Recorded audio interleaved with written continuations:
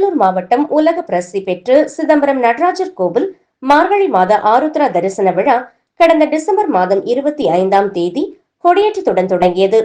கொடியேற்றிய நாள் முதல் பஞ்சமூர்த்தி சுவாமிகள் பல்வேறு வாகனங்களில் வீதி உலா வந்த நிலையில் 8ஆம் நாள் விழாவான இன்று தேரோட்டம் தற்போது துவங்கி நடைபெற்று வருகிறது.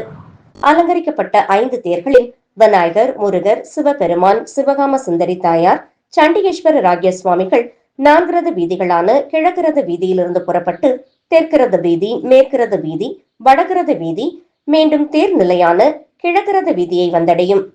தேரிலிருந்து புறப்படும் சுவாமிகள் ஆயிரங்கால் மண்டபம் என்று சொல்லப்படும் ராஜசபையில் வைத்து சிறப்பு பூஜைகள் செய்யப்படும்.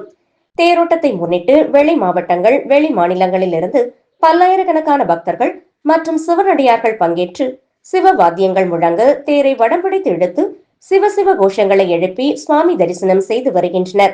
மேலும் தேருக்கு முன்பாக சிவ வாத்தியங்களுக்கு தகுந்தாற்போல் சிவன் பார்வதி வேடமிட்ட சிவனடியார்கள் சுவாமிக்கு முன்பு ஆடியபடி செல்லும் காட்சிகளை பார்க்க முடிகிறது. குறிப்பாக சிதம்பரம் நடராஜர் கோவிலில் உள்ள நடராஜர் மற்றும் சிவகாம சுந்தரி தாயார் கருவறையிலிருந்து வெளியே வந்து பக்தர்களுக்கு காட்சியளிப்பது பெரும் பாக்கியமாக கருதப்படுகிறது. வருடத்திற்கு 2 முறை நடராஜர் மற்றும் சிவகாம சுந்தரி தாயார் கருவறையிலிருந்து வெளியே வந்து பக்தர்களுக்கு காட்சியளிப்பார்கள்.